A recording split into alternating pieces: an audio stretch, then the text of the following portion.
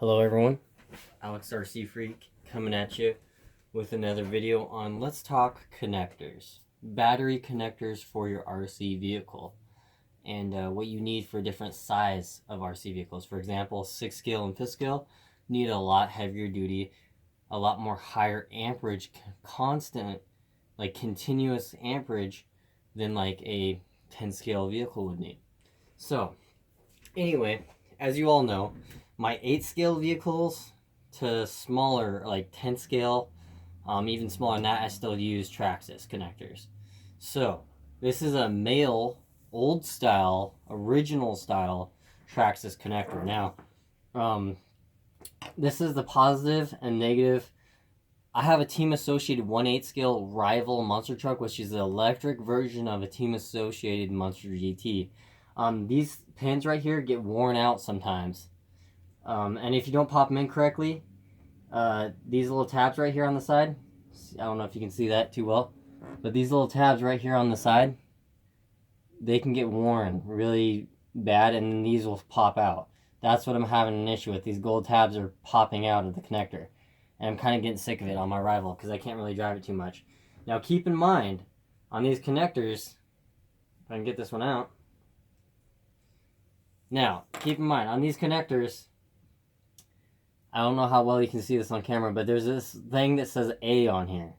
On the males have A, the females have B on these gold tabs. And there's a little thing here that says wire side. So this is where you solder. It's stamped in here, it says wire side on this little tab on the end, and you solder it. You pre-tin this, just a little bit with solder. You don't want solder going in here because then it would affect how these connectors go together. So, let me just say this as a fact. One thing, I love Traxxas connectors. Don't get me wrong. I don't hate them. I like the old style Traxxas connectors. The new style I do not like. But let me just state this as a fact. The Traxxas new RC truck that's coming out, the Desert Racer, the Traxxas Unlimited Desert Racer truck that's 1/7 scale. Yeah, it's 1/7 scale. That has integrated Traxxas connectors made into the battery tray on that vehicle. So you're kind of forced to use Traxxas batteries or have an adapter. I would rather just use an adapter if you were to use different batteries. But keep in mind, space may be an issue on that vehicle. So, these Traxxas connectors are rated at 60 amps constant, continuously. You can safely use 60 amps through these, from what I've heard. So, that's okay for stock electronics. Nothing super powerful. A lot of my RCs are Castle Creations powered, high-powered systems. So, and I'm running high-quality batteries too. So, they're high-powered batteries also. So, keep that in mind with the system you're currently running. If you're running a stock system, these Traxxas connectors would probably work perfect for you. But I'm going to be switching to, let me just show you something here. So this is for 5th scale use. This is what I would recommend. This is the Castle Creations 6.5 millimeter polarized bullet style connectors. So you got the positive here, negative here, and this will tell you battery side. So just keep in mind with bullet style connectors, the female end part of the battery connector always goes on your battery. The male end of the connector goes on your speed control or your charging lead if you have to custom make charging leads. So just keep that in mind. Now this is 200 amp constant rated connector. Any 6 scale RC vehicle, 5th scale electric RC vehicle needs to have these connectors on it, or an XT150 or an XT120 amps. The 150 stands for 150 amps continuous amps that is safe for that connector, and the 120 stands for 120 amps continuously safe for that connector. So it is very important with a 5th scale vehicle to have the right connectors because you can have them melt if you're running these connectors. So this is a talk about my 8 scale and 10 scale electric RC vehicles. They're getting a change in the connectors. So what I am changing my connectors to is I'm changing to XT90s. They make XT30s, XT60s, XT90s, XT120s, and XT50s or 150s. So keep in mind, these little tabs, these are a bullet style connector also, and these do not tell you what battery or whatever, but some people say with these connectors that you can plug them in backwards. Now, if you're ignorant enough to figure out how to jam the connectors together to plug them in backwards, then I don't know really what to say on that one. But you can't, I'm trying to plug it in backwards. I can't do it, literally. I'm putting a lot of pressure to try to plug this thing in backwards. You can't. This thing is crowned, has these little angles, kind of like a barn house roof, to where you can't do it. So I don't know how people can plug these in backwards. Either they're idiots or just, I don't know. But anyway, this is an XT90. As like I said before, it's a bullet style connector. 4.5 millimeter bullet connectors. Gold plated, just so you know. They're nice and firm. They move in and out easy. They're not like hard to push in. They're firm to push in, but they're not like super where you have to put a lot of pressure on them to push them in. They push in very easily, and they unplug fairly easily. So they're nice and snug fit. That's what you want with a battery, especially with 90 amps continuous, safe, continuous amps you can run through this connector. The one thing I don't like about this connector is it's that ugly yellowy color. Like, it's just ugly. They make one on eBay that's a black connector XT90. It's called their new XT90 connector, from what I hear. And it's just black plastic, which I think looks a little better, because I think with plastic on RC vehicles, it should all be black plastic, if it is plastic. But that's my opinion. So anyway, if I can get you up close here, this is the bullet style connector. It has like a little tab that comes out, and you need to put heat shrink on the wire when you solder the wire to here. This will fit up to 10 gauge wire. It will not fit 8 gauge wire unless you cut some of the wire inside the actual wire. You cut some of that down, you might be able to fit it. But I would never run these connectors with 8 gauge wire, ever. Do not recommend. Strongly do not recommend. But anyway, 10 gauge, 12 gauge wire, smaller, would fit in here. Basically what you do is you pre-tin this little end right here. Stick the wire in. Imagine this gold shaft as the wire. You pre-tin it, pre-tin the wire. Take the soldering tip, touch it to the top of the wire, and then bam, it's soldered. Make sure that you stick heat shrink on the actual wire loom. Stick heat shrink down, so because you can put the heat shrink, and you're going to need to put heat shrink around this fitting on both sides.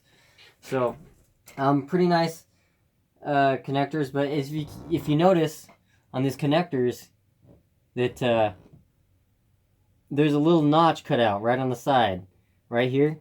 And see how the notch is facing outwards on both sides? If these notches were facing inwards, it might be a little bit hard to solder them. So you can rotate these freely, and that way you can solder them. It makes them a little easier to solder also, just saying. And then also, when you solder these, an easy way to solder these connectors, because if you get too hot, you can melt this connector. So you don't want to do that. So basically what you do is that when you try to solder, some people will solder it with the connector apart like this. I would recommend soldering these connectors, because see how this is hollow on the inside of here? This is hollow inside here. So there's not a lot of plastic there. So it's easy to, if you get it too hot, to melt it if you get it too hot. So what I do is I loosely stick these together. So that way they're stuck together. You stick them in like a little vise, solder this side, or helping hands, solder that side, and then switch it over and solder the other side. Now make sure you get the polarities correct.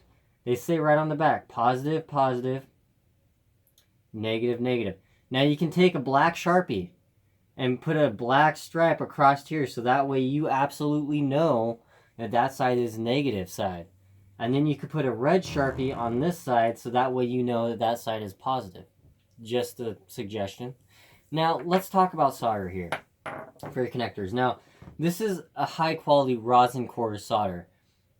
Now, it's 60-40 is the size, diameter, So it's a pretty small, you know, diameter round wire, but it is, you want the smaller diameter for RC vehicle use or RC soldering hobby use. So that way it really solders good in the wire. Really, you get it soldered in the wire. It's not so thick where it clops up. Now, it's extremely important to use a high quality rosin core solder. That means do not go to your Walmart. Do not go to Harbor Freight and get solder and solder your battery terminal connectors together. That's junk solder. Go to an actual good high, like automotive store will have high quality solder. You know, electronic store will have good high quality solder. Radio Shack, if you have that in your area. I'm just saying, seriously, it really is important to have good quality solder. It does pay you diligence to do so. So, and then also, let me just state this. This is another thing. Have a good quality soldering iron. Now, this is my Weller Professional Series soldering iron. This is what I use to solder all my RC vehicles, connectors, batteries, anything I may need to solder for hobby use, or you can even use the solder for vehicle use, real life use too also. It's a great soldering iron, and it has a dual stage trigger. Now what I mean by that, this is 200 watts and then 260 watts. So you just pull it a little bit till the first click, it's 200 watts going of heat, and you go all the way, it's 260 watts. It's called a dual stage trigger. Now this soldering iron ran me $60. So at my local hardware store. But anyway, another thing you want to check is these bolts right here. Always tighten them. Just snug them. You don't need a gorilla tighten them. Just snug them down so they're not loose or vibrating or anything like that, because it'll affect your solder. This tip is worn out. I need a new tip. That brings me to my next thing. So, this is new tips from Weller. These are genuine Weller tips, which is extremely important. Now, keep in mind the actual size of this metal right here, all the way around. Okay, these are the same size. These are replacement tips for that. So, that way they'll fit in there nice, and they're nice, high quality. And these are flat on the end. These tips, this tip, see how it's flat on the end right here?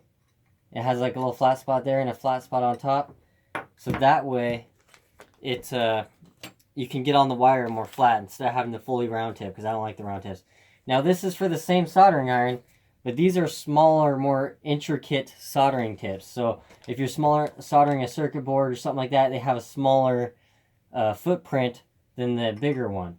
And it might work a little better for doing these connectors, because you can get on them a little better. So, and these will fit in there. So, just keep that in mind. But, yeah, I just wanted to state that for connector use, let me get this out of the way. And if you notice, this is a charging lead.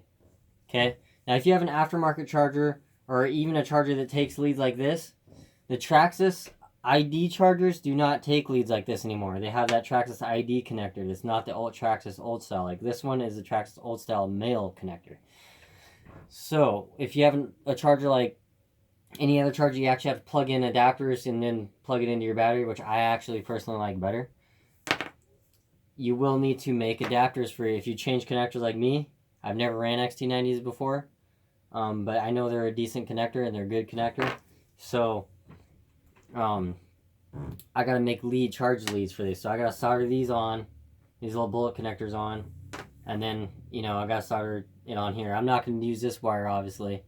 I'm gonna start with new wire, of course, 12 gauge wire. But yeah, so you gotta make new ends and stuff like that. Just keep in mind, it's male end for the charging leads. Female, this is the male end that goes on your speed control or charging leads, if you make them. This is the female end that goes on your batteries, always. So just to really make sure that you guys know that for sure and don't get that messed up. I just want to say, as always, thank you so much for watching my videos. I sincerely appreciate anyone who likes, comments, subscribes. I don't take anything for granted, just so anyone who watches this knows. I genuinely do appreciate taking your time to watch my videos.